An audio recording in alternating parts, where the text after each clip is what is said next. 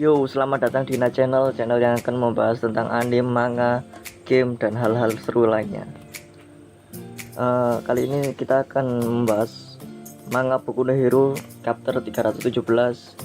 Di sini terlihat covernya Deku seperti orang yang lagi kesurupan ini ya. Setelah melihat betapa kejam dan kejinya All for One, Deku jadi semakin berapi-api untuk menghadapi All for One. Menurut pendapat saya, Deku ini terlihat seperti terlalu fokus sama All for One. Khawatirnya dia akan terpancing sama rencananya All for One. Oke, kita lanjutkan cerita di halaman berikutnya.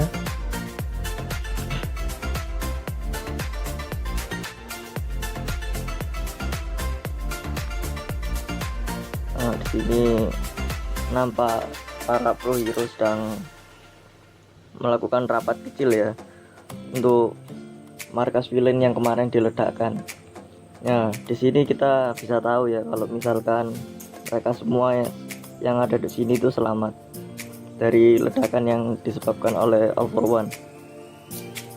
Terus di sini juga dikonfirmasi bahwa Lady Nagan yang kemarin dilawan sama Deku habis-habisan masih selamat ya, meskipun sepertinya koma di rumah sakit. Oke, kita lanjut ke halaman berikutnya. Ya, pokoknya intinya di sini tuh para pro hero ingin membuat Deku sebagai pancingan All for One supaya All for One itu bergerak. Soalnya para pro hero juga kekurangan informasi untuk penyelidikan. Nah, di sini beban Deku sebagai pewaris One for All sudah pasti sangat berat, karena jadi incaran All for One ya. Jadi yang pasti jadi incaran bos utama, terus habis itu jadi penyebab segala kerusuhan yang ada di Jepang. Jadi Deku tuh sangat terbebani sekali dengan hal itu. Tapi karena dia sudah bertekad sebagai pewaris One for All, dia harus tetap bergerak maju ya. Jadi di sini para pro hero juga nunggu gerak-geriknya Deku. Kalau misalkan nanti ada penjahat lain yang mendatangi Deku, itu sudah pasti nanti para pro hero ini juga akan ikut bergerak. Di sini kita diperlihatkan Dead Arm ya, ini pahlawan yang muncul di episode awal-awal waktu Deku nyelamatin Bakugo di pas ngelawan penjahat lumpur itu. Nah, di sini dia kena mental breakdown ya, karena setiap hari dia bekerja sebagai pahlawan tanpa kenal lelah, tapi dia drop karena tekanan dari masyarakat. Jadi ada beberapa hero di sini yang merasa drop karena tekanan dari pekerjaannya, dan juga yang drop karena tekanan dari masyarakat juga ya.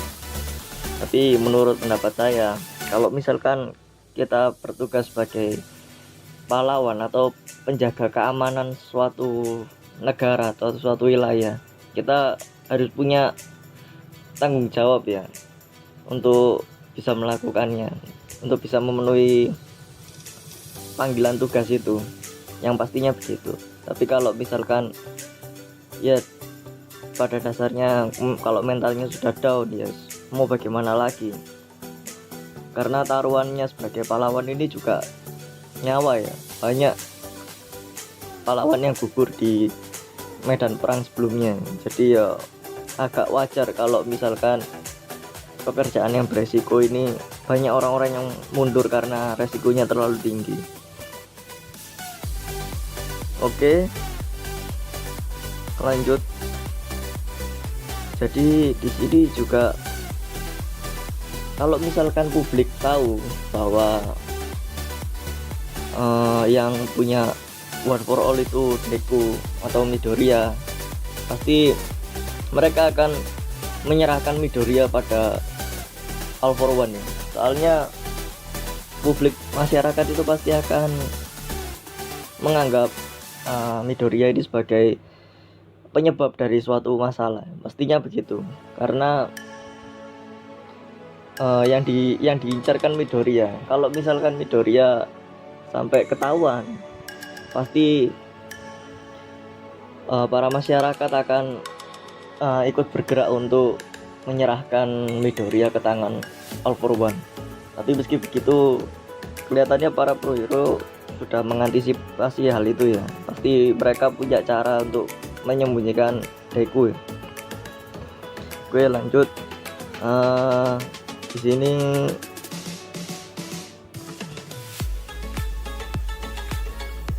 sini nampak Todoroki Soto mencoba untuk menghubungi ayahnya ya. Kelihatannya dia juga terlihat sangat khawatir ya sama ayahnya ya. Oke, lanjut. Ada di sini terlihat Deku sudah berhasil meringkus seorang penjahat. Sepertinya kaki tangannya All for One ya ini ya. Memang nggak disebutkan kemampuan dan namanya di sini juga nggak disebutkan. Dia ini siapa? Tapi menurut pendapatku sih dia ini sekuat Lady Nagan juga ini. Sebenarnya Lady Nagan juga bisa dikalahkan sama Deku seorang diri sih. Cuman karena Lady Nagan dulunya pro hero, jadi Deku ada respect lah sama Lady Nagan untuk cuman drama aja dari. Tapi kalau misalkan disuruh bener-bener ngalahin, ya sebenarnya Deku juga bisa seorang diri. Ya inilah salah satu contohnya. Di sini kelihatan juga bekas ledakan yang kemarin itu kerasa banget ya, sampai kostumnya Deku gosong ini. Oke, kita lanjut.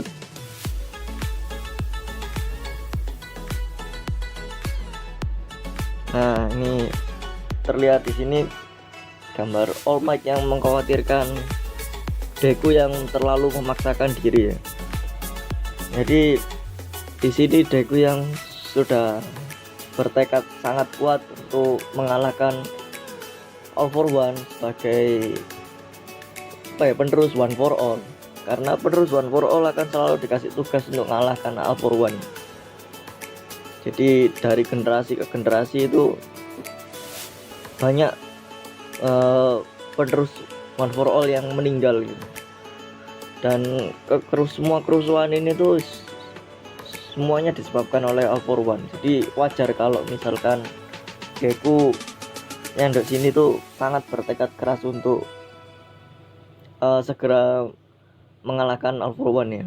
Tapi yang jadi khawatirnya adalah kalau misalkan apa yang Deku lakukan saat ini itu malah sudah ada dalam rencananya All for One ya. Jadi terlihat banget kalau di sini tuh Deku kehilangan ketenangannya.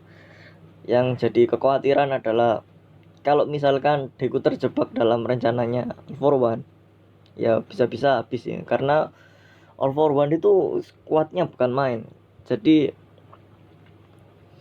ya kemungkinan besar ini akan jadi akan jadi bumerang sendiri buat Deku ke depannya. Oke, di sini kita lihat gambar All Might ya, dimana dia selalu ngasih wejangan sama Deku bahwasannya Deku harus siap, Deku harus segera menguasai One for All, Deku harus segera jadi penerus. Tunjukkan pada dunia kalau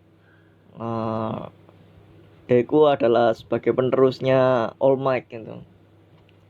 Nah, jadi All Might itu baru mikir sekarang ya, bahwasannya apa yang dia serahkan itu terlalu berat untuk ukuran anak SMA. Nah, di sini terlihat jelas ya kalau misalkan Deku sudah sudah membulatkan tekadnya, dia juga nggak kepingin All Might itu untuk mengikuti dia, karena Deku mau segera ingin menyelesaikan semuanya seorang diri itu, karena beban yang sangat berat itu. Nah, di sini terlihat sekali ya kalau misalkan All Might ini kena karma.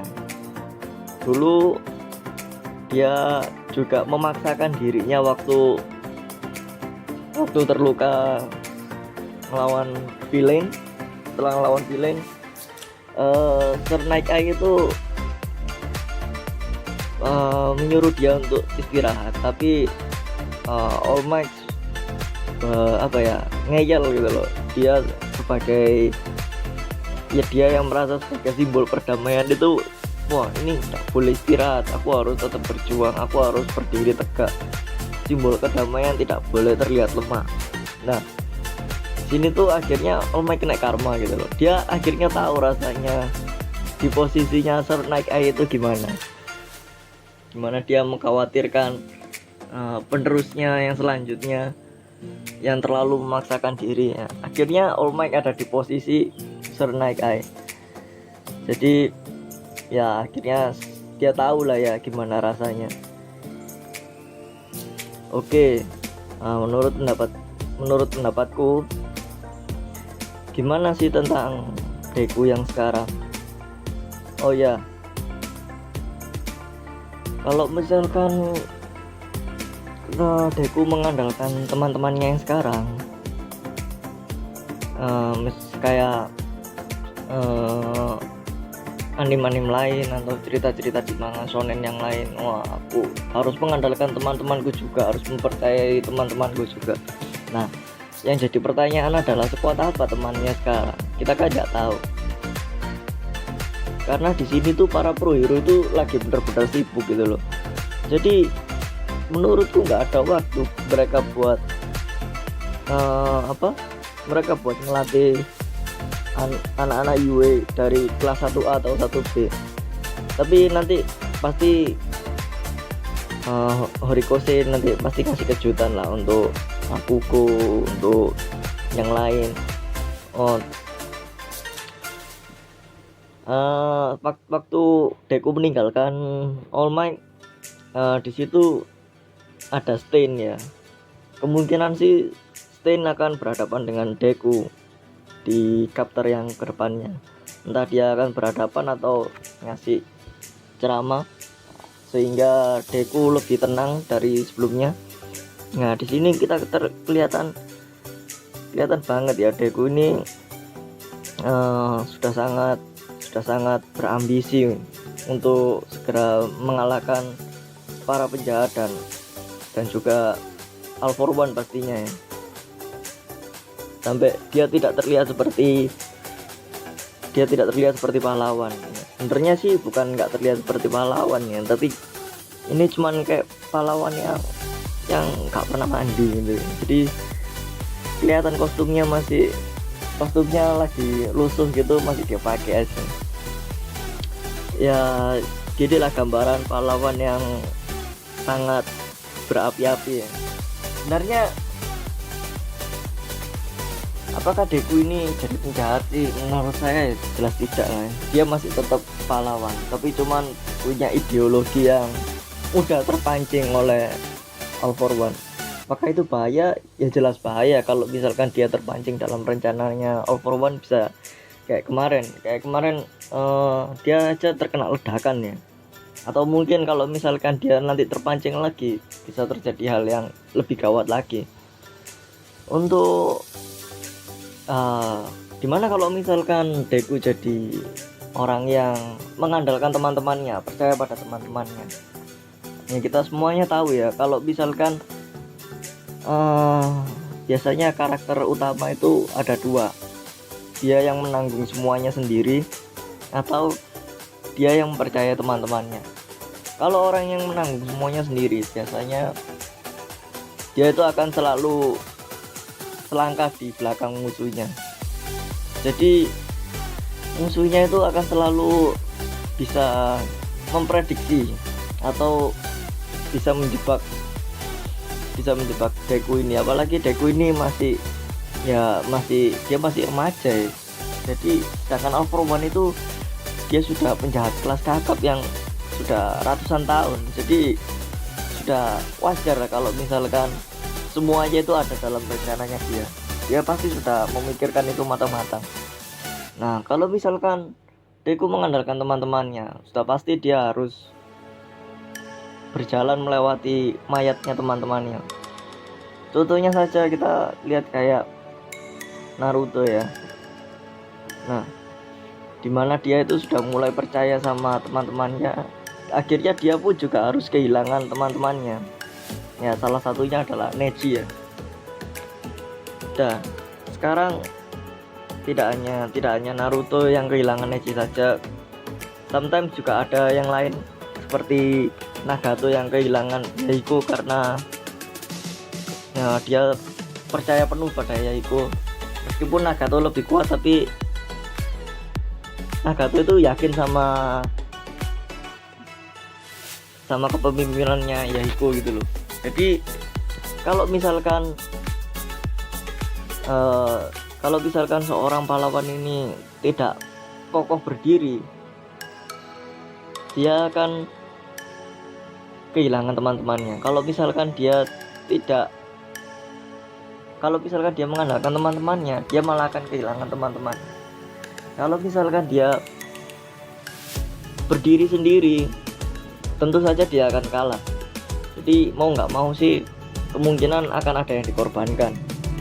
Kemungkinan besar sih dari pihak pro hero ya yang pasti akan berkorban.